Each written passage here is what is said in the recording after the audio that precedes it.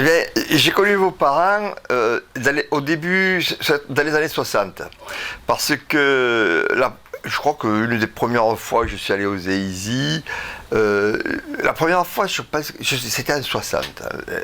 Et puis, peut-être 61, 62, j'y suis revenu. Et là, j'avais commencé une thèse sur le domaine du Lot, etc. Et j'ai voulu voir ce qu'il y avait dans les réserves. Et à ce moment-là, le conservateur, c'était Élie Peyronny. Ouais. Donc, j'étais allé voir Élie Peyronny. Et puis après, je suis revenu quelques années plus tard. C'était votre père qui était conservateur. Donc, je l'ai connu d'abord en tant que conservateur. Puis, bon. Vos parents, on se rencontrait de temps en temps dans des congrès, comme le congrès préhistorique de France qui se tient actuellement, aux EISI d'ailleurs. Et votre père a été maire aussi, je crois, des EISI. Voilà, je l'ai connu aussi à cette capacité. Et finalement, les dernières fois où je les ai vus, ça a été parce qu'ils ont fait un livre avec l'Union latine. Et ils m'ont demandé d'y participer pour l'art des cavernes que je connais bien. Et je l'avais fait bien volontiers. Et là, on a collaboré très très bien pour ce livre qui a été une belle réalisation. Puisque c'était une grande exposition. Hein, ça a été une très grande exposition sur l'art des cavernes. Et il me semble que c'était votre mère qui en était qui avait dirigé ce genre de choses. Je crois que ça avait été financé par Philippe Rossillon. Philippe Rossillon. Oui, c'est ça. Ça y est, ça me revient. Oui, parce que moi, tout ça, c'est un peu loin maintenant. Et Philippe Rossillon. Et après, il y avait des commissaires. Et mon père et ma mère étaient commissaires de l'exposition. Voilà, c'est ça. Aussi, peut-être, etc. Voilà. Non, moi, j'ai... Ah, je sais pas, non, je crois que c'est vos parents qui m'avaient contacté pour ça. D'accord. Pour collaborer à l'ouvrage, en fait, plutôt qu'à l'exposition. Je ne me rappelle pas s'il m'avait demandé des documents, c'est pas impossible. Et à ce moment-là, évidemment, moi j'avais des documents sur la grotte Nio, sur un certain nombre de grottes pyrénéennes, et que j'ai fournis avec plaisir. On a toujours eu de très bons rapports de collègues. Mais ça... j'allais dire ni dans un sens ni dans un autre, si vous voulez. J'ai jamais eu d'histoire avec vos parents, on n'a jamais eu de bisbille ou quoi que ce soit. De l'autre côté, on n'a jamais été très proches non plus. Pour moi, c'était des collègues, voilà, des collègues des EISI, c'est important parce que c'est le cœur des choses. Et autrement, à l'époque où ils étaient au labo de Talence chez Borde, vous avez connu François Borde? Oh, je l'ai très bien connu, oui. Ouais.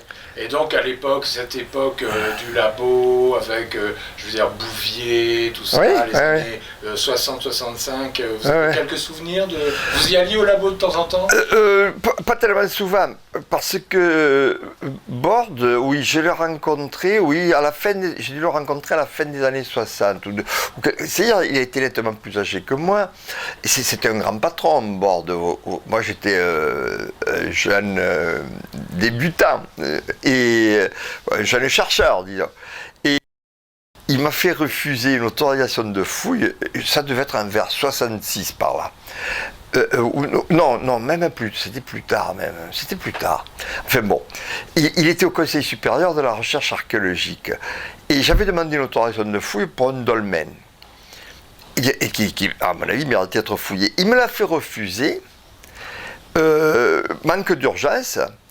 Et Claude, il dit, il a mieux à faire que de faire des dolmens. Il vaudrait mieux qu'il fasse du paléolithique. Voilà, ça, c'était Borde. Et donc, il m'a fait refuser cette autorisation, que ça m'a été rapporté, ces commentaires, parce que j'avais mieux à faire. Ouais. Et alors, ensuite, j'ai fait du paléolithique. C'est-à-dire, il s'est trouvé que... en Ariège, j'ai fouillé une grotte au début parce qu'en surface il y avait de l'âge du bronze, bon. Et donc je me disais il doit y avoir des couches bronze-néon, vous voyez. Et juste au-dessous, il y avait des Magdaléniens. Et finalement, l'âge du bronze, c'était pas très intéressant, mais le Magdalénien était très intéressant. Donc j'ai fouillé cette grotte pendant une bonne douzaine d'années, vous voyez. On n'avait aucun moyen à l'époque. Hein. Et ça s'appelle la grotte des églises, je l'ai publié, bon. Et donc j'ai commencé à faire du Magdalénien. Puis après, je suis devenu, en 71, directeur des antiquités préhistoriques de la région Midi-Pyrénées. Et là, j'ai eu, c'est pas un conflit avec Borde, mais enfin, si vous voulez, moi j'étais candidat, quand le directeur est mort, c'était Louis Méroc. Louis Méroc, que vos parents ont très bien connu, bien sûr. Louis Méroc était magistrat, il était juge à la cour d'appel de Toulouse, et pendant des années, il a été directeur des antiquités préhistoriques de la région Midi-Pyrénées. Borde était directeur des antiquités préhistoriques de la région Aquitaine. Bon. Et Méroc est mort au début de juillet 1970. Il a eu une attaque cardiaque, il est mort, il avait 64 ans, boum, il est mort en un quart d'heure. Et donc, son poste, il fallait que quelqu'un soit directeur. Et j'ai été candidat à ce moment-là. Et Borde avait un candidat qui s'appelait Claude Thibault.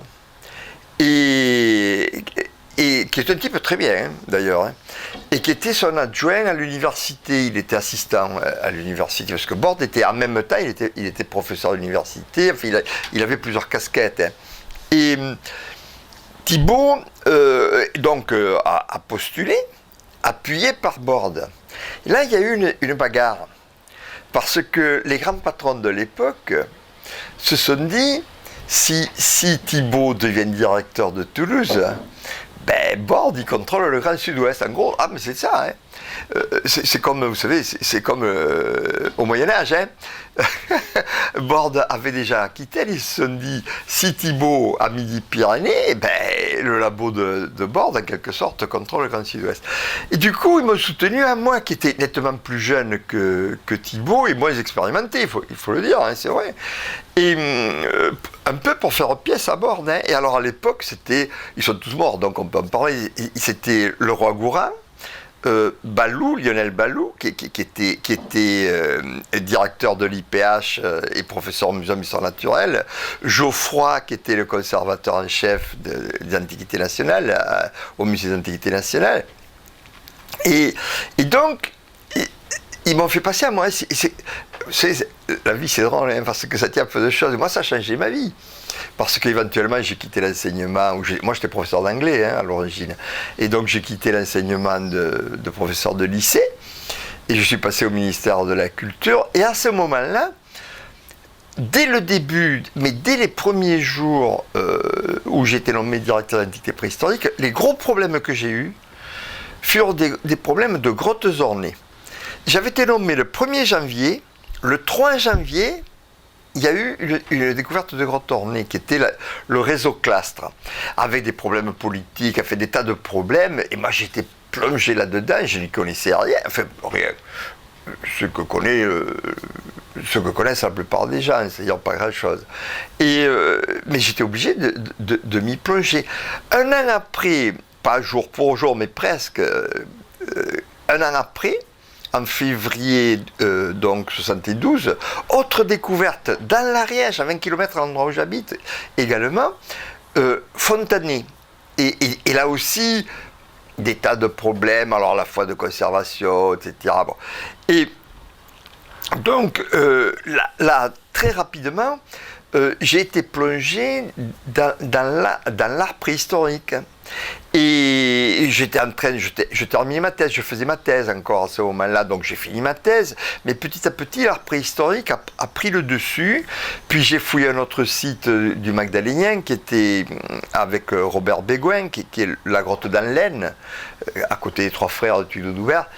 Et donc, finalement, j'ai abandonné complètement le néolithique.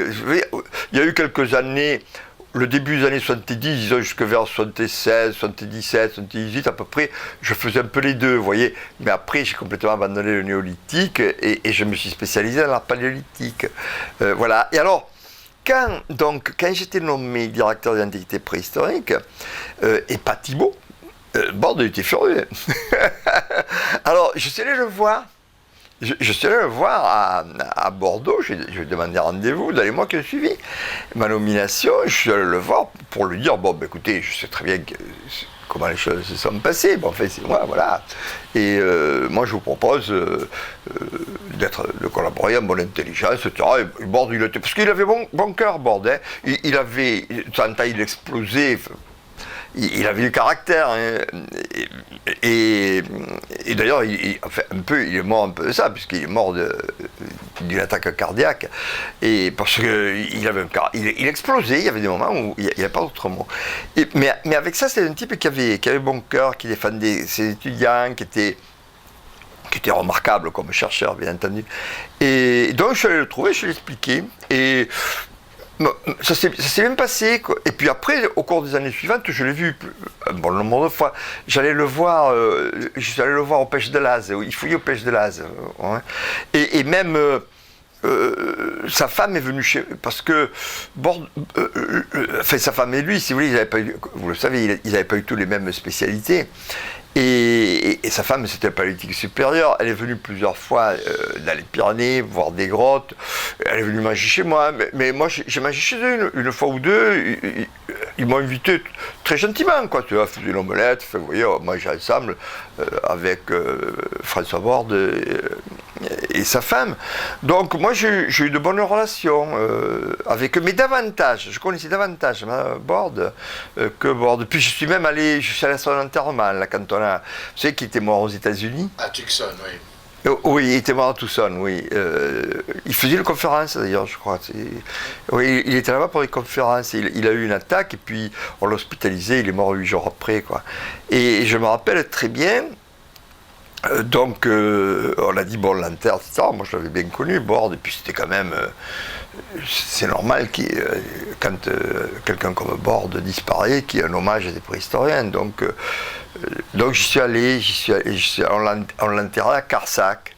Et je me rappelle, il y avait Movius, qui était à la Movius, qui était venu, que je connaissais très bien à la Movius. Et à ce moment-là, déjà, il était très handicapé, quoi. Il marchait avec des béquilles. Enfin, vous savez qu'il avait eu une hémiplégie dans ce goût-là. Et, attendez, excusez-moi, Alan Movius, il a fouillé à l'abri Pateau. C'est lui qui a fouillé l'abri Pateau. C'est ça. Avant que ça soit repris par la suite par Delumlé et les Deluc. Bien après tout ça. Ah non, mais ils l'ont pas repris, ils l'ont pas fouillé, ils l'ont pas refouillé. Non, ils l'ont habillé. Oui, c'est ça, oui. Non, les fouilles de l'abri Pateau, c'est Movius, point. Hein. D'accord. Oui, D'accord. Il a fouillé pendant des années. Alors moi, je connaissais bien Movius. Il avait une maison à la Madeleine. À Tursac. Il avait une maison à Tursac, et pas la Madeleine, à Tursac. Et de sa maison, il en était très fier. On voyait les falaises de l'abri de la Madeleine. Et j'étais allé 2 ou 3 fois chez lui. Je le connaissais bien. Et à ce moment-là, il fouillait à Pateau. Il avait une grosse équipe, il venait chaque été. Alors il avait loué le site, et les gens l'avaient vu venir, quoi. J'en ai parlé de ça une fois aux parents. Parce que ils disaient, ben oui, qu'est-ce que vous voulez, un Américain qui débarque comme ça, plein d'argent, le Périgourdel, là, ils l'ont vu venir. Il lui a fait payer des sommes assez considérables. Et alors, j'ai eu à traiter avec Movius quand j'étais directeur des entités préhistoriques, donc au début des années 70, parce qu'il voulait qu'un de ses élèves, qui a fait une brillante carrière, il est professeur, actuellement il est professeur à la Nouvelle-Orléans, de l'université de Tulane, et qui s'appelle Harvey Bricard. Harvey Bricard avait fouillé avec Movius, et il y en a un des livres, il y en a 5 ou 6 livres sur l'abri Pateau, et il y en a un où c'est Movius et Bricard. Et Bricard voulait fouiller un site de plein air qui se trouvait dans la région Midi-Pyrénées, qui s'appelle les Tambourets, dans la Haute-Garonne. C'est du châtel-péronien, parce que le châtel-péronien en surface, il n'y en a quand même pas beaucoup. Alors il voulait voir s'il n'y avait pas des couches en profondeur, etc. Et alors, Movius, qui me connaissait donc, m'a contacté, m'a dit, voilà, j'aimerais bien que vous passiez cet été, etc. Il y aura Harvey Bricard, vous discuterez avec lui. Et je l'ai fait, donc on s'est retrouvés, on a discuté. Et alors moi, je lui ai dit, je suis d'accord pour le soutenir. Ça devait être en 72, vous voyez, c'était il y a un bout de temps. Hein. Je lui ai dit, par contre, je lui ai dit, je voudrais, c'est moi qui ferai les négociations avec les propriétaires. Et alors je lui ai expliqué, je lui ai dit, moi je ne voudrais pas que, comme il est américain, qu'on lui demande des sommes considérables, moi je pensais que c'était ce qui était arrivé avec Mobius et Oséizi. Et alors, parce que ça donne un mauvais exemple pour la suite. Et je dis, c'est pas pour l'économiser des sous, ça moi à la limite, je m'en fous. Mais tout le monde va savoir que si le propriétaire de tel champ l'a loué une somme absolument faramineuse, ben, si l'année d'après vous allez chez un voisin, il va foutre le coup de barre, que c'est clair. Donc moi je voulais pas qu'il y ait ce genre de choses dans ma circonscription. Alors, Mobius est venu, je me rappelle très très bien, avec Bricaire, et on est allé voir le propriétaire du champ. Parce que c'était un champ cultivé, donc il fallait qu'il ne le cultive pas pour que Bricaire puisse faire ses fouilles. Pendant 3 ans, 4 ans, 5 ans, ou au moins une partie du champ. Alors, moi, j'ai négocié, je m'étais renseigné, vous savez, sur les prix, quoi, et j'ai négocié avec le propriétaire. Ça a été, je ne me rappelle plus, comme c'était peut-être 1000 francs par an, vous voyez, la location, un truc comme ça. C'était pas énorme, quoi. Et je me rappellerai très bien, il me semble que je le vois, Mobius, 10 ans à Bricaire, il dit, mais écoutez, c'est incroyable, ici, c'est incroyable. Moi, j'ai payé, alors je ne me rappelle plus, comme il a dit, 20 fois plus, 50 fois plus. Enfin, c'était ça, quoi. Il dit, moi pour l'abri de bateau, enfin, il en revenait pas. Et je dis, mais oui, mais vous êtes américain. Voilà, alors du coup et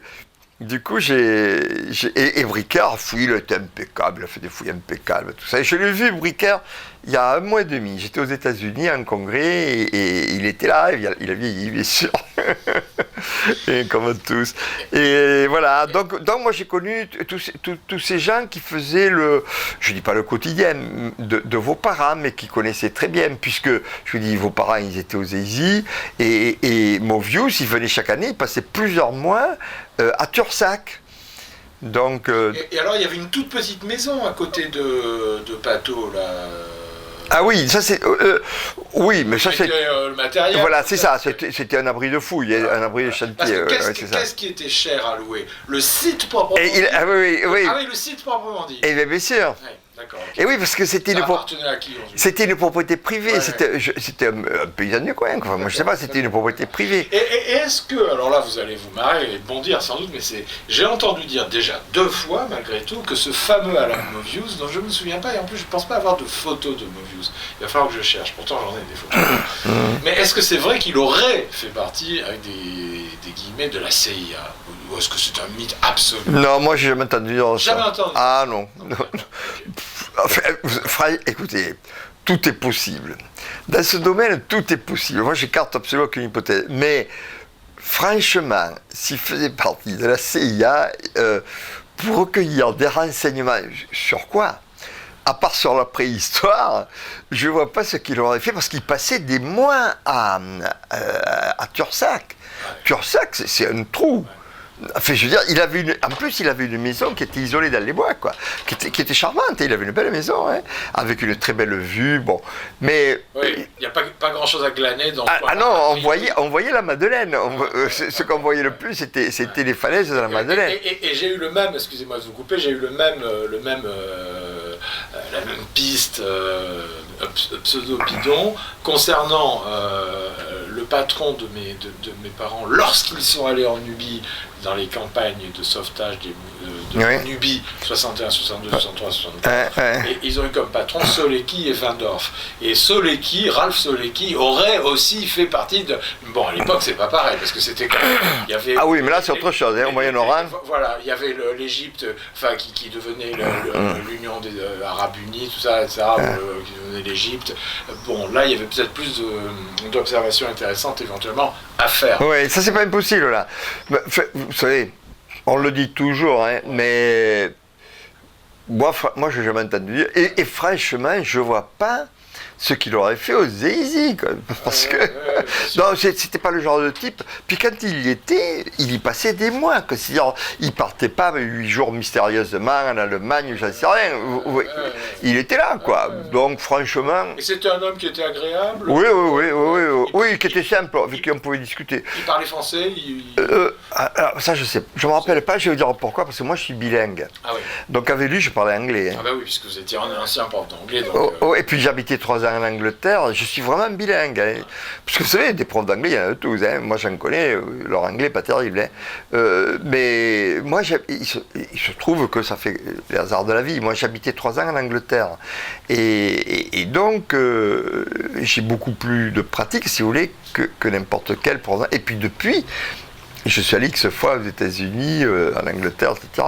Et l'anglais, je le pratique tous les jours. Hein. Donc moi je suis vraiment bilingue, je parle, j'écris, le dernier livre que j'ai fait, qui s'appelle L'art des cavernes préhistoriques, je l'ai fait d'abord en français, mais après je l'ai fait en anglais, et je n'ai pas fait traduire par un traducteur, c'est moi qui l'ai fait. Oui, donc, oui.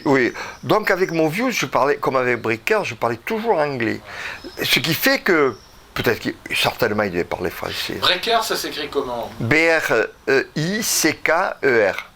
D'accord. Harvey Bricker. Harvey Bricker. Et il habite à la Nouvelle-Orléans. Il est professeur à l'université de Tulane. T-U-L-A-N-E. D'accord.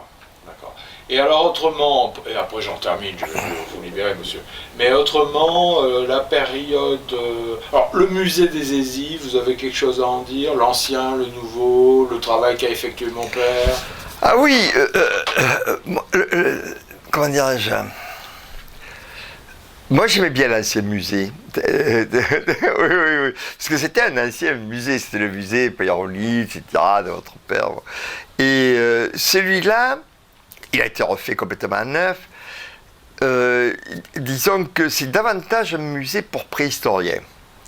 Et pour les préhistoriens, c'est formidable. Hein. Il y a toutes ces collections, etc., etc. En revanche, je l'ai remarqué avec les gens qui ne sont pas spécialistes, quand ils arrivent et qu'ils voient toutes ces collections qui évoquent l'ancien musée, c'est un peu écrasant, vous voyez, pour le grand public. En fait, c'est un très beau... Il y a énormément d'informations. Hein. Ouais. Voilà, c'est un peu écrasant pour le grand public. C'est-à-dire que c'est une muséographie qui a retenu certains traits, disons, de la muséographie antérieure. En particulier les collections, vous voyez. Quand vous faites de la typologie ou de la technologie, vous êtes obligé de montrer des objets. Non, mais il y a les deux. Je trouve qu'il y en a trop, personnellement. Oui, voilà, il y a trop d'objets. Et oui, c'est ça. Noyé. Voilà. C'est ce que je vous dis, c'est ça. Oui. C'est-à-dire que pour les préhistoriens, c'est fabuleux de dire, tiens, mais voyons, je sais pas, moi, la Ferracie. Bon, ben la Ferracie, vous avez une très bonne vue de la Ferracie, ou d'autres, vous comprenez. Bon, mais si vous venez, moi je vois un prof qui arrive avec une classe. Les élèves, ils passent c'est cailloux, quoi, c'est plein de petits cailloux, vous comprenez. Il faut qu'ils changent de salle, qu'ils aillent voir ailleurs pour comment on débitait les silex, comment, etc. Ça y est, tout ça aussi, hein. Oui, il y a des vidéos de Maury. Oui, non, mais il y a énormément de choses. Il est très riche, ce musée, très, très riche. Mais justement, presque trop riche. Ouais. On est un peu écrasé sous... Et je vais vous poser une question. Est-ce que par hasard, je ne sais pas, j'essaie de délabyrinther tout ça, est-ce que d'un point de vue, parce que c'est quand même le musée national de la préhistoire, est-ce que vous ne trouvez pas que, paradoxalement, ça devient, au niveau des collections qui sont présentées, un musée qui est plutôt finalement régional? Oui, c'est vrai. Oui, il est centré sur le Périgord, hein. Avec ça, il n'y a aucun doute. Oui, ça, il n'y a aucun doute, oui, bien sûr. Oui, c'est un musée qui...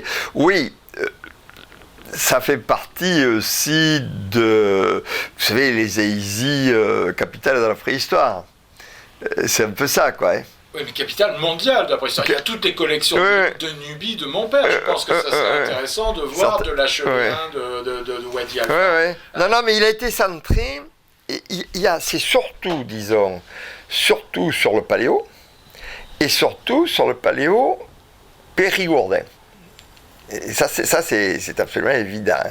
Alors, il y a autre chose, hein, mais enfin, c'est vrai que c'est l'impression qu'on en retire, c'est surtout ça, surtout le paléo périgourdin. Mais ça vient de là aussi. Je veux dire, il y a toute une tradition là. Ce musée, il est l'héritier d'une tradition. Comme votre père, quand il a été conservateur du musée, il a été l'héritier des Payenlit. Vous comprenez ? Tout à fait, oui. Et oui, et ça, c'est l'héritier d'une tradition. Et alors, cette tradition, elle accentue le paléo. Vous savez, parler à des gens même, est-ce qu'il y a des dolmens en Dordogne ? La plupart des gens, ils ne savent même pas qu'il y a des dolmens en Dordogne. Il y en a. Vous voyez, parce que la Dordogne, c'est le paléo, c'est clair.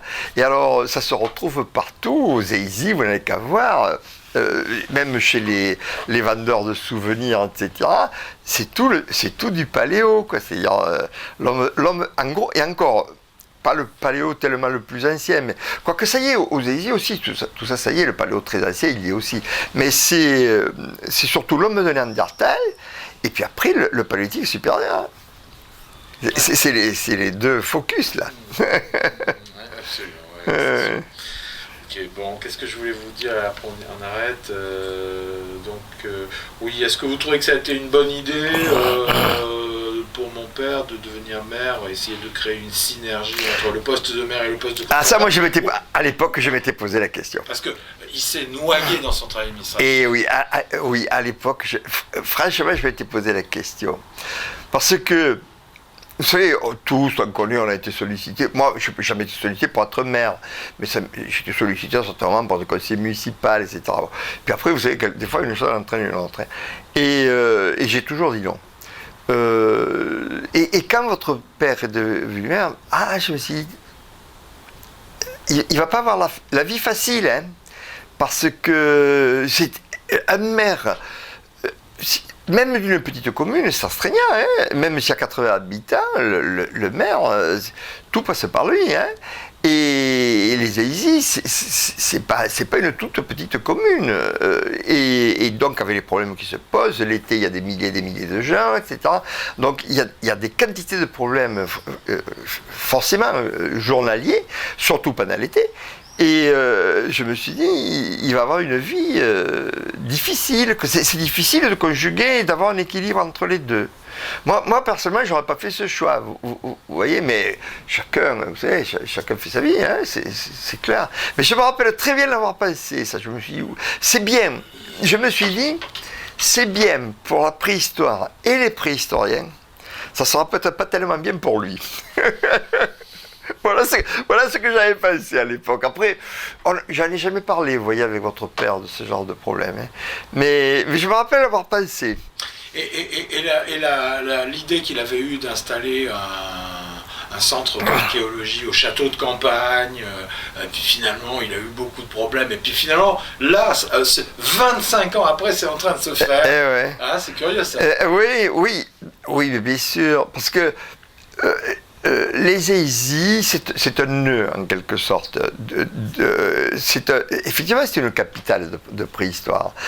C'est un nœud. Donc, c'est normal qu'il y ait des annexes ici et là. Et le château de campagne, ça s'y prêtait, quoi, ça c'est clair. Hein. Ça s'y prêtait. Et c'est pas tellement loin. C'est isolé, c'est un site magnifique, etc. Oui, ça s'y prêtait. Et là maintenant, il y a des choses qui changent là. Vous voyez, depuis 2 ans, je crois, à peu près. Oui, 2 ans. L'ancienne maison Lacor, vous voyez, c'était en allant vers Font-de-Gaume, là, hein, à droite, mais encore... pas très loin du château, vous voyez, mais c'est un peu plus en allant vers Font-de-Gaume. Il y a une grande maison et derrière, c'est grand, quoi, une espèce de grand champ, etc. Bon, il y a vraiment beaucoup de place. Hein. Et ça a été acheté, ou je ne sais pas comment, par l'université de Bordeaux. Ils ont appelé ça la maison François Borde. Ah bon ? Ah oui. Et alors là, le congrès s'est tenu en partie là. Ils ont installé des chambres, il y a 4 ou 5 chambres de chercheurs. cuisine, c'est assez grand et c'est drôlement bien fait. Hein. Il y a un immense espace derrière. Et donc là, c'était là que ça servait de parking ces jours-ci, quoi. Et aujourd'hui encore. Hein, moi, j'y suis pas aujourd'hui, bon, parce que bon, il a fallu que je vienne à Paris. Mais quoi qu'aujourd'hui, je crois que c'est fini le congrès. Il finissait hier soir. C'était les excursions. Mais les congressistes mettaient leur voiture, etc. Et c'est en plein cœur des Aisies. C'est un peu ça. Mais différemment, c'est un centre de préhistoire qui est une annexe de l'université de Bordeaux. Hein, Maison François Borde, vous voyez, donc c'est pour des gens qui travaillent sur la préhistoire, qui viennent passer un mois aux Aisies, ils sont logés à peu de frais, etc. Voilà. Et donc c'est pratiquement en face du site de ce que sera le PIP.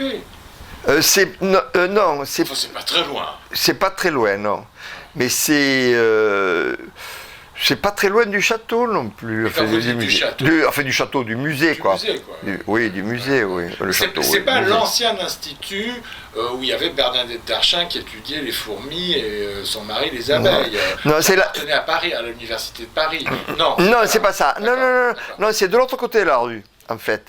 Vous voyez, c'est du côté Vézère de la rue. Enfin, côté Bonne plutôt. Non, côté Vézère Non. Côté falaise. Ben c'est côté deux côtés. Hein. Vous avez la Bonne qui est comme ça, et la Vézère qui est comme ça. C'est de ce côté-là. Bon, enfin, je sais pas. Oui, c'est-à-dire que quand vous allez vers Font-de-Gaume, c'est sur la droite. D'accord. Mais avant l'hôtel du Centenaire. Ah oui, nettement. Ah non, mais c'est même pas dans cette vallée-là. C'est dans la grande rue des Aisies. Oui, c'est ça, c'est dans la grande rue des Aisies. C'est la grande rue des Aisies, sur la droite. Alors c'est l'ancien institut, ce qu'on appelait l'institut. Ah peut-être, je sais pas. Oui, qui appartenait à l'université de Paris. Ah je sais pas. Alors ça s'appelle la maison François Borde. Ouais, c'est possible que ce soit ça, ouais. Oui, ils l'ont appelé la maison François Borde. Ah c'est peut-être ça, ouais. C'était l'ancienne maison. Ensuite vous avez une maison un peu 19e siècle. C'était l'ancienne maison de l'Accord, que j'ai connue moi aussi, l'Accord. Ouais. Et d'accord, ok. Et le PIP, qu'est-ce que vous en pensez le pôle international de préhistoire. Ils m'ont demandé de temps en temps de faire des conférences. Je viens en faire une au mois de juillet d'ailleurs. Vous allez en faire une en juillet? Oui. Donc ça sera ouvert en juillet? Je sais pas. Ah non, à moins que je la fasse au château. Au château, au musée. Moi j'ai toujours au château, je sais pas pourquoi. Mais parce que c'est vrai que ça fait très château médiéval. Au musée, oui. Je dois la faire au musée, cette conférence. Parce que ça bouge beaucoup. Mais je le fais pour le pôle national. Oui. Il y a le PIP, il y a donc la maison, vous m'apprenez François Borde. À Périgueux, depuis 15 ans, il y a le CNP, dirigé par Jean-Michel Jeunesse. Non, même plus de 15 ans, oui. 15 ans, oui. Donc tout ça, c'est un bouillonnement. Ah oui, il y a beaucoup de choses. Oui, oui, parce que, c'est ce qu'on disait tout à l'heure, les Aisies, ça a toujours été la capitale de la préhistoire depuis le début du XXe siècle. Et du coup, ça attire des chercheurs venant d'organismes différents. Alors vous avez il y a toujours Lumley, bien sûr, parce qu'il est partout. Vous avez les gens de Bordeaux, c'est normal, puisque c'est l'Aquitaine, etc. Donc, et là aussi, il y a une tradition. Hein. C'était Borde qui avait créé la chaire de préhistoire. De géologie du Quaternaire. Et qui avait créé le laboratoire. Moi, je me rappelle quand il a créé ce laboratoire. Et donc, évidemment, le laboratoire de Bordeaux est très axé sur l'étude du Quaternaire. C'est vraiment paléo, hein.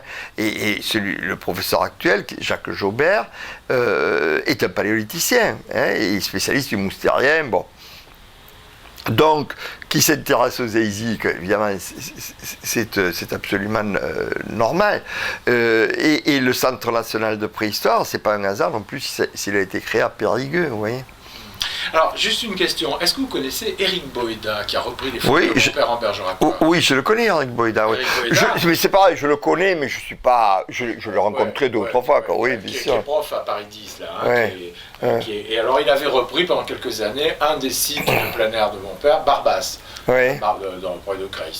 Vous parliez d'ailleurs de Châtel-Péronnien en surface, il y avait Canol. Oui, il y en a, mais pas.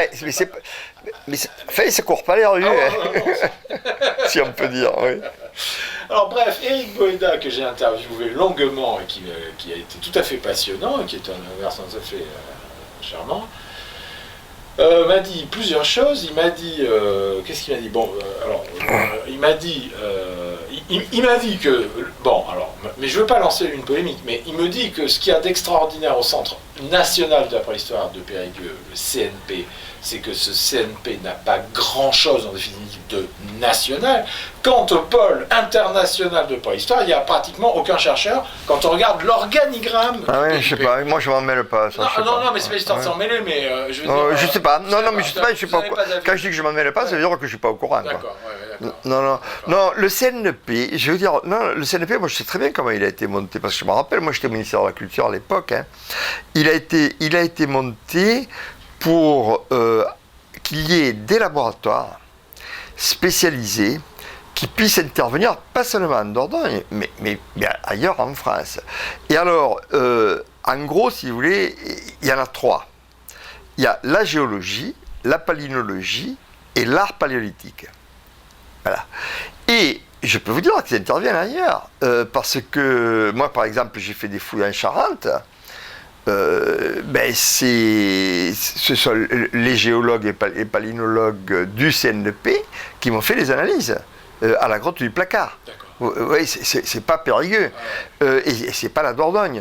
En ce qui concerne la grotte Chauvet qui est dans l'Ardèche, c'est pareil. C'est Norbert Ojoula Il y a Norbert Ojoula qui fait partie de l'équipe. Et puis il y a Carvazo aussi. C'est Geneste actuellement qui en est le directeur de l'équipe, parce que c'est moi qui avais monté cette équipe et j'avais pris Geneste comme adjoint, vous voyez, et Carvazo et Catherine Ferrier qui sont parmi les géologues. Il y en a 6 géologues, il y a Delannoy, etc., donc ils sont 6 géologues, mais dont Carvazo, Catherine Ferrier du CNP. Donc ils interviennent ailleurs, ça je peux vous le garantir. Alors donc pour terminer, les Guichard, leur personnalité,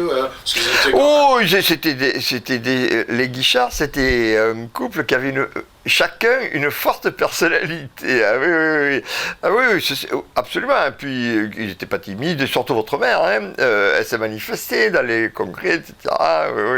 Ils avaient une forte personnalité, c'était bien connu, quoi. Elle mâchait pas ses mots, quoi. Absolument, oui, mais bien sûr. Ils n'étaient pas dans un... ils n'étaient pas dans une équipe style IPH ou style ceci, vous voyez, c'était les Guichard, quoi, voilà. Ils n'étaient pas classés comme appartenant, mettons, à l'équipe de Bordeaux, ou à l'équipe de Lumelay, ou à l'équipe de ceci ou de cela, quoi. Oui, ils étaient indépendants, c'était des chercheurs indépendants, voilà. On oublie vite, et puis moi je le vois quand je vais à des congrès, etc., et où vous avez des jeunes chercheurs, c'est plein de jeunes chercheurs, et c'est tant mieux, c'est très bien. Mais quand ils parlent, moi, de chercheurs que j'ai connus, et quelquefois, disons que j'ai des sentiments mitigés, parce que pour eux, évidemment, quelqu'un comme Borde, ça remonte à Vercingétorix. Vous savez comment c'est que cette contraction du temps? Tout ce qui est avant vous, c'est de la préhistoire. L'histoire commence avec chacun de nous. Donc, quelqu'un qui vivait, que vous n'étiez même pas né, c'est la préhistoire. Vous comprenez? Alors, du coup, aussi, il y a une déformation de l'histoire. C'est-à-dire que, quelquefois, Borde, par exemple, on le porte nu, etc. Et c'est très bien. Et vous savez qu'il a une station d'autobus. Bon, alors ça lui aurait beaucoup plu à Borde, il aurait trouvé ça très rigolo. Mais d'autres qui sont peut-être moins connus que Borde, quelquefois on les représente sous un jour qui est pas bon, quoi. Et moi j'ai peur, par exemple, moi je vois critiquer des fouilles de gens que je connais et qui fouillaient remarquablement. Ah mais moi on critique les fouilles de logerie Haute-Est par la mer. Et seulement, vous comprenez, ils sont plus là pour se défendre, quoi. Alors quand ils étaient là, personne ne disait rien, En plus, il n'y avait rien à dire la plupart du temps. Moi, j'ai eu cette expérience. On prépare la publication d'un site que j'ai fouillé il y a 25 ans. Bon, évidemment, c'est des jeunes qui travaillaient dessus. Et il y a 2 ans, je crois, je lis un des manuscrits. Et je saute au plafond, quoi, parce que il y avait, je sais pas quoi, un truc qui collait pas aussi, c'est là. Ben, le type, il avait tout simplement l'idée que il disait pas que c'était mal fouillé, mais enfin qu'on avait mélangé des couches, quoi. Je me dis, attends, mais de quoi il parle? Il a jamais fouillé sa vie. Je dis, moi, quand j'ai fait cette fouille, j'avais déjà 20 ans de fouille derrière moi, j'étais expérimenté, et je sais très bien que en plus, c'était des couches, on ne pouvait pas les louper parce que il y en avait, c'était des lits de charbon, vous savez, il n'y avait pas de perturbation, etc. C'était il y avait du Solutrien et du bas de Goulien. Bon, c'est pas hyper vieux, quoi. C'est pas de la Cheléen. Alors, il n'y avait pas de phénomène alors, c'était des lits qui étaient bien horizontaux, séparés. Alors, il y avait des couches avec de l'ocre, vous savez. Alors, vous avez un rouge, alors, vous ne pouvez pas les mélanger avec celle qui est dessus et celle qui est dessous. C'est pas possible, ou alors, il faut le faire exprès, etc. Le type, c'est des vieilles fouilles, vous voyez, pour lui. Un jeune, il n'était pas né. Je veux dire, donc, c'est des vieilles fouilles. Les vieilles fouilles, elles sont par définition mauvaises. Vous comprenez?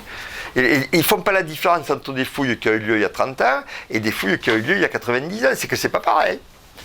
Et vous confirmez l'idée selon laquelle il y a encore 30 ou 40 ans, il y avait ce qu'on appelait des préhistoriens au sens généraliste du mot, comme Borde. Et puis maintenant, il n'y a plus que des spécialistes. Il y a le palynologue, oui, c'est vrai. technologue. Oui, c'est vrai. Ouais. Mais ça, c'est tout à fait vrai. Écoutez, moi, j'en suis un exemple frappant, beaucoup plus que la plupart de mes collègues. Puisque moi, j'ai fait ma thèse sur le néolithique et l'âge du bronze, sur les dolmens. Hein. Quand j'étais directeur des antiquités préhistoriques, j'ai fouillé de tout, parce que maintenant, c'est plus comme ça. Maintenant, les conservateurs régionaux de l'archéologie, ils ne font jamais de fouilles. Ils font que de l'administration. Ils ne peuvent pas faire autrement, d'ailleurs. Hein. C'est pas leur faute, hein. Ils ne peuvent pas faire autrement, ils sont coincés. Moi, j'étais 21 ans directeur des antiquités préhistoriques, j'ai fouillé chaque année, hein. Et alors, non seulement je fouillais chaque année, et j'avais un chantier programmé, etc. Bon, dans le domaine qui m'intéressait, mais lorsque, par exemple, en cours d'année, s'il y avait un problème, il fallait faire une fouille au sauvetage, une fouille d'urgence, je cherchais quelqu'un qui soit capable de le faire. Et si je n'en trouvais pas, je me le tapais, je le faisais. Donc moi j'ai fouillé comme ça, je sais pas, moi j'ai fouillé même de l'âge du fer, j'ai fouillé du moustérien, de l'asilien, j'ai fouillé de tout. Mais ça n'existe plus du tout. Oui. D'abord parce que, je vous dis, les conservateurs régionaux, il ne doit pas y en avoir un seul en France qui fait des travaux de terrain, il n'y en a pas un. Ils ne peuvent pas. D'une certaine façon, j'ai vu ça, moi, comme je suis âgé, hein, j'ai 77 ans. Hein. Alors, oui, merci, mais enfin, 77 ans en juillet, là, vous voyez. Et donc, j'ai vu beaucoup de choses. Quand j'étais lycéen, j'étais au lycée à Carcassonne entre 45 et 50, vous voyez. Le proviseur du lycée faisait des cours. Il avait des classes. Il en avait moins que les professeurs, bien sûr, mais il avait toujours 1 ou 2 classes. Donc, ils sont coupés à la fois des élèves et ils sont coupés des professeurs. Et les conservateurs régionaux d'archéologie, il y a un peu de ça, quoi. Ils ne font pas de fouilles. Ils sont coupés du terrain par la force des choses. Vous comprenez? Et alors, moi, on voyait venir cette tendance, forcément, parce que vous avez une pression de l'administration. On la voyait venir, et moi j'ai quitté ce métier en quelque sorte. Je crois que c'était en 89 ou 90, vous voyez, avant que ce soit... mais jusqu'au dernier moment, quand j'étais directeur d'identité préhistorique de Midi-Pyrénées, et je me suis gardé une part intangible de recherche, parce que je savais que... Mais du coup, ça fait 11 ans que je suis à la retraite, je continue à travailler, je travaille autant qu'avant. Mais un conservateur régional actuellement, si pendant 20 ans il a été conservateur régional, il part à la retraite, il est coupé de la recherche. Ça ne veut pas dire qu'il ne peut pas s'y remettre, mais tout ça, ça sera, disons, beaucoup plus difficile. Ça leur sera beaucoup plus difficile. Alors, une dernière question, et après, je vous promets. Je vous promets non, mais ce matin, je ne suis pas là bon. Là, ces derniers temps, j'ai l'impression de comprendre une chose en faisant mes interviews, c'est que la typologie et la technologie, c'est pas facile à faire passer au public, alors que c'est très important puisque c'est la pensée humaine finalement matérialisée. Alors que par contre, la paléontologie, voire en morceaux de crâne de je ne sais quel squelette, ou l'art, puisque vous êtes un spécialiste de l'art, alors Lascaux, Altamira, ça parle au public et médiatiquement, c'est tout de suite parlant, ce qui fait que finalement, il y a une sorte au niveau de la médiatisation et de la vulgarisation aussi, et de l'image auprès du public, il y a une sorte on monte au pinacle de choses qui sont d'une part la paléontologie, c'est pour ça qu'on voit beaucoup Coppens, etc., d'autre part l'art, et alors par contre, le parent pauvre, alors que c'est le plus intéressant, c'est la typologie et la technologie. Est-ce que vous trouvez que c'est vrai? Oui, vis-à-vis du public, oui, c'est vrai, oui. Je peux vous en donner un exemple. Il y a une vingtaine d'années, c'est rien de neuf, il y a une vingtaine d'années, quand le département de l'Ariège a voulu faire ce qu'ils ont appelé le parc de la préhistoire à Tarascon-sur-Ariège. Ils ont fait faire une enquête d'opinion pour savoir, pour les gens, qu'est-ce qui les intéressait dans la préhistoire. En numéro 1, les origines, la paléontologie. Les origines. D'où on est, quand est-ce qu'on arrive, comment, ceci, cela, nos rapports avec l'homme de Néandertal, bon. Les origines, ça, numéro 1, de très loin. En numéro 2, l'art préhistorique. En numéro 3, c'est les dolmens. Pourquoi? Parce que ça se voit. Les origines, tout le monde se pose des questions sur les origines, bien entendu. L'art, l'art et les dolmens, c'est très visible. Alors après, évidemment, la typologie, d'abord, maintenant, la typologie, on n'en fait plus. Maintenant, je le vois là, au Congrès, ça va être très nettement. L'orientation de la recherche, c'est plutôt les chaînes opératoires, c'est-à-dire comment on a tel outil, quelle était la chaîne opératoire qu'il y a eu derrière, comment il a été fabriqué. C'est pas la typologie telle que vos parents l'ont connue, ou les Bordes en particulier, qui avaient beaucoup travaillé là-dessus, ou que moi je l'ai connu quand j'étais jeune. Mais c'est-à-dire, c'est ça que je comprends pas. La chaîne opératoire, c'est-à-dire quoi? Eh bien, c'est-à-dire que les gestes... Alors c'est la technologie, alors. Oui, c'est la technologie, oui, mais et surtout, les provenances de silex. Vous voyez, et ça c'est intéressant, parce que les provenances de silex vous donnent des indications sur les mouvements déjà. Oui. Voilà, alors ça, là, il y a la tracéologie, les traces sur les outils, pour savoir à quoi ils ont servi, etc. Donc, des techniques de laboratoire beaucoup plus poussées qu'avant, mais dans un domaine différent. Mais vous voyez, les listes typologiques telles que le faisait Madame Bord, ça ne fait plus du tout ça. C'est-à-dire, le type dit, bon, sur ce gisement, on a 23% de grattoir, on a 35% de burin, etc. Ça, vous ne l'entendez plus jamais, c'est fini ça, c'est fini. Par contre, sur la tracéologie, il dira, voilà, ça c'est un silex, graine de mil qui vient de tel endroit, ça c'est un silex du Bergeracois, donc, etc. Voilà. Donc, il y a telle diffusion, donc il y a telle, voilà. Et puis alors, en ce qui concerne la paléontologie animale, ça, effectivement, ça c'est très développé. Il y a de plus en plus de gens qui étudient les vestiges osseux, vous voyez. Alors, toujours pareil, pour essayer de voir quelles sont les dynamiques sociales. Est-ce que ces gens, ils venaient sur tel site en été, en hiver, les problèmes de saisonnalité, en étudiant les dents des animaux? Est-ce qu'ils débitaient les carcasses sur le lieu d'abattage de de chasse ou est-ce qu'il est débité dans l'abri. Vous voyez, ça c'est très à la mode. Il y a des modes dans la recherche, c'est absolument évident. Alors actuellement, les modes ont tout à fait changé par rapport à ce que c'était il y a 20 ou 30 ans. Et ça rechangera, c'est clair. Mais vis-à-vis, ça c'est les modes de recherche, si vous voulez. Mais vis-à-vis du grand public, c'est différent. Il y a un décalage, effectivement. Vous voyez, et je vous dis, le grand public, c'est un numéro un. Et moi, je ne suis pas du tout un spécialiste des premières humanités. Mais quand je fais des conférences, on me pose toujours des questions là-dessus.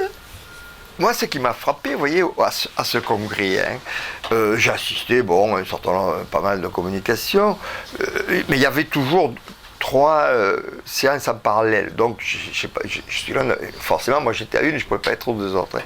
Et ce qui m'a frappé, c'est que les séances auxquelles j'ai assisté, il n'y a pas eu une seule communication sur une fouille. Vous voyez, quelqu'un qui arrive qui dit voilà, moi je fouillais tel site, voilà ce que je trouve, etc. Bon.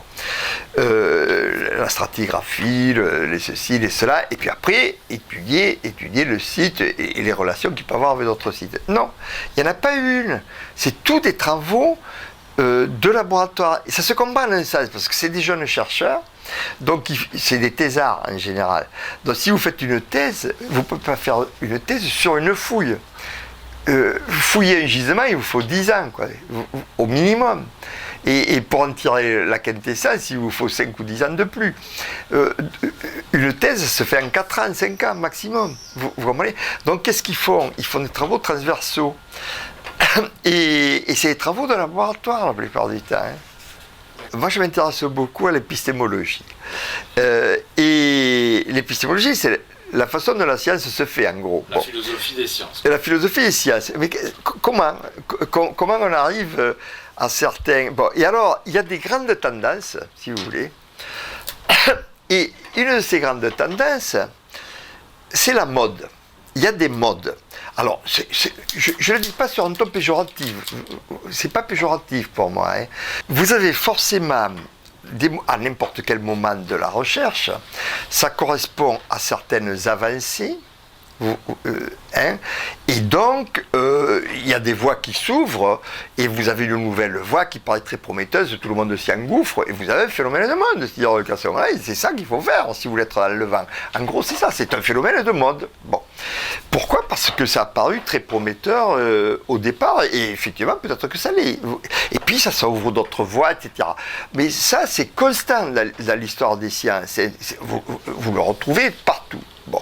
Cela étant, il y a des effets de mode alors qui sont moins... si vous voulez, celui que je viens de décrire, c'est normal en quelque sorte. Mais il y en a d'autres qui prêtent davantage à sourire, disons.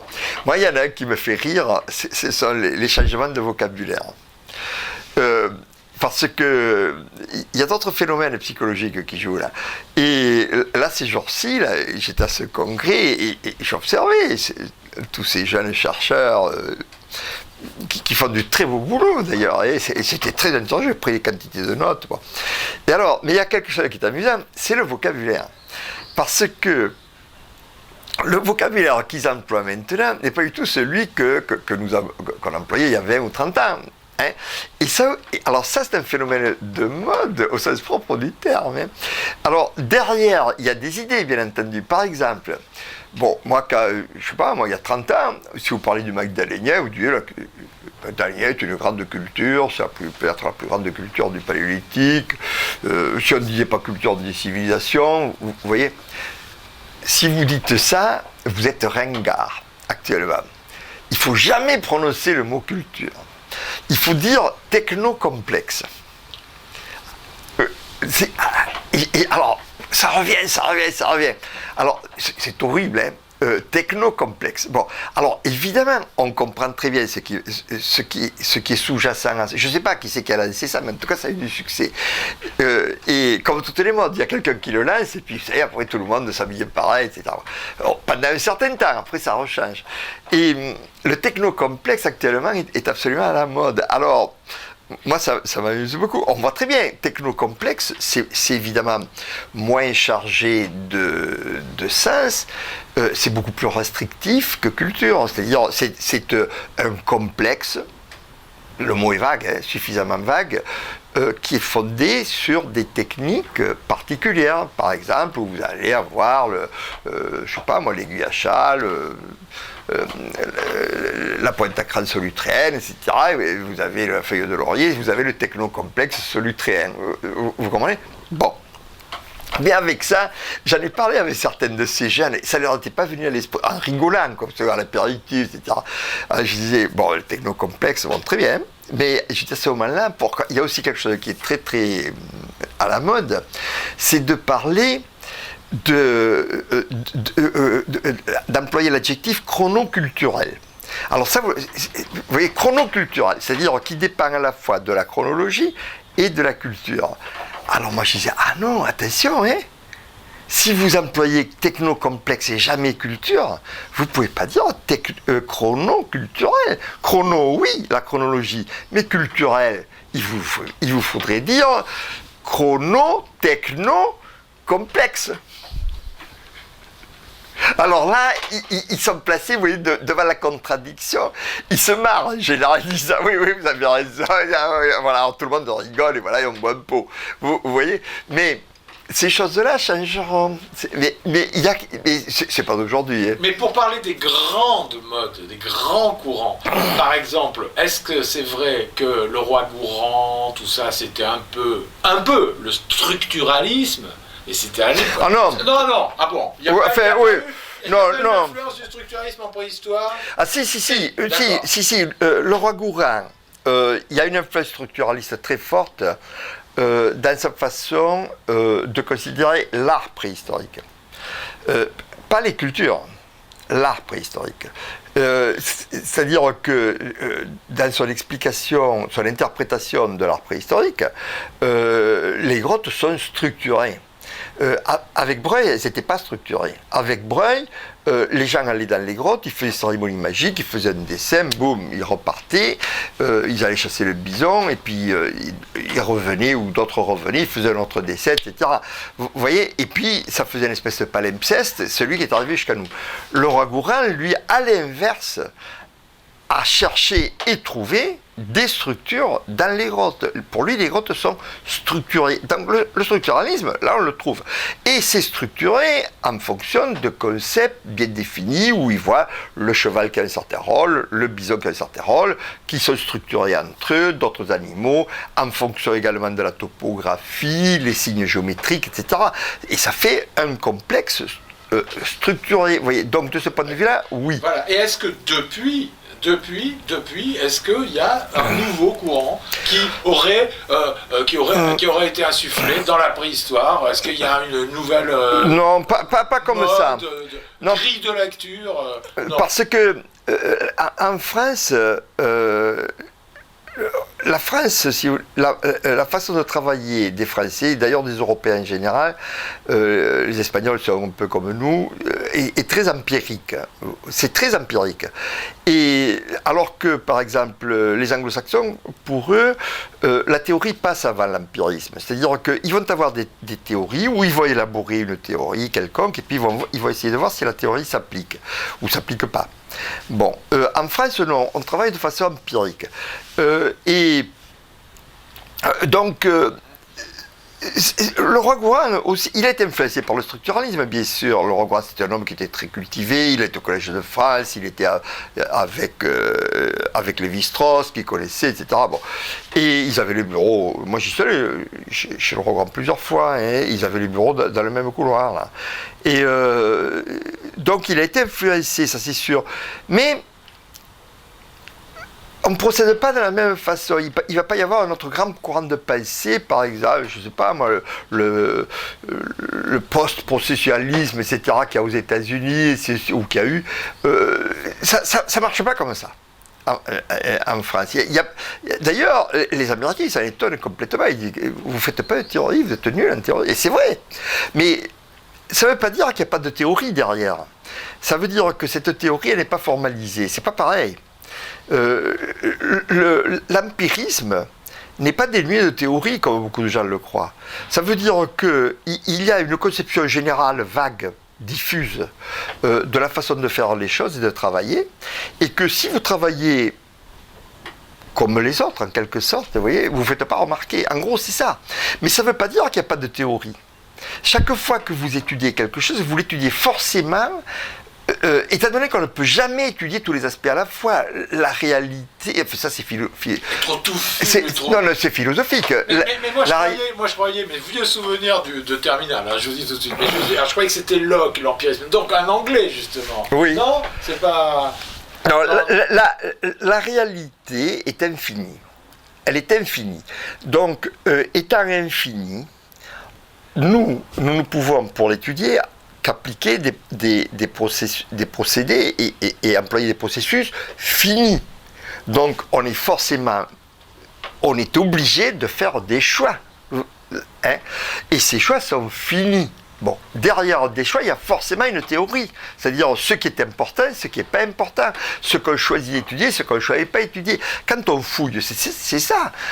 Les gens qui disent « moi je fouille, je note tout », mais pas du tout. C'est impossible. À quel niveau ils notent tout ? Est-ce qu'ils notent tout au niveau moléculaire ? Non, mais vous comprenez, non, mais c'est impossible. On est obligé. À partir du moment où vous fouillez, ça veut dire que vous enlevez, même si toute la terre que vous enlevez, vous la gardez dans un sac, vous faites quand même des choix. Sur ce que vous laissez, sur ce que vous enlevez, sur ce que vous notez, sur le nombre de photos que vous prenez, etc. On fait des choix constamment. Donc derrière ces choix, il y a forcément une théorie, vous comprenez ? Et il n'y a pas, actuellement, moi je ne crois pas qu'il y ait un courant philosophique, si vous voulez, non, mais ça ne veut pas dire qu'il n'y ait pas des choix. Et alors tout à l'heure, on en évoquait certains sur les gens, ce qui se trouvaient, c'est les problèmes de diffusion, de saisonnalité, etc. Voilà. En gros, c'est ça. Alors dans les grottes, c'est autre chose. Alors, il y a des interprétations différentes. Moi-même, je suis impliqué depuis 15 ans. Dans une de ces interprétations, moi je pense que la religion paléolithique était chamanique. Oui, ça je sais, j'ai lu un livre de vous. Oui, voilà, mais c'est pas ma théorie, enfin c'est pas moi qui l'ai... Le premier qui en a parlé, c'est Mircea Eliade, en 50-51, je veux dire, il y a 60 ans de ça. Hein. Et après ça a été repris par d'autres, et en particulier développé il y a une bonne vingtaine d'années, un peu plus, 22-23 ans, par Louis Williams, un président sud-africain.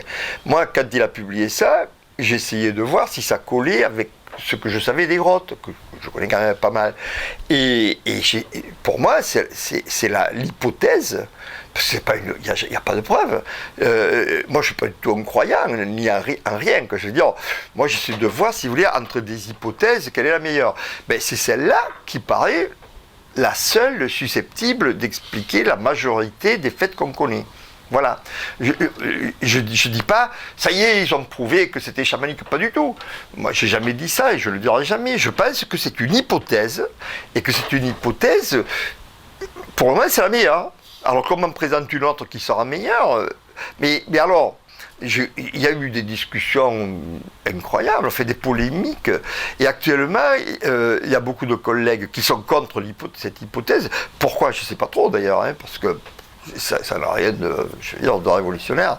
La seule chose qu'ils trouvent à y opposer, c'est les gens, ils allaient dans les grottes pour peindre leurs mythes. Et voilà, c'est les mythes, ils représentaient leurs mythes. Bien sûr qu'ils représentaient leurs mythes, et que c'est où qu'ils représentent d'autres ?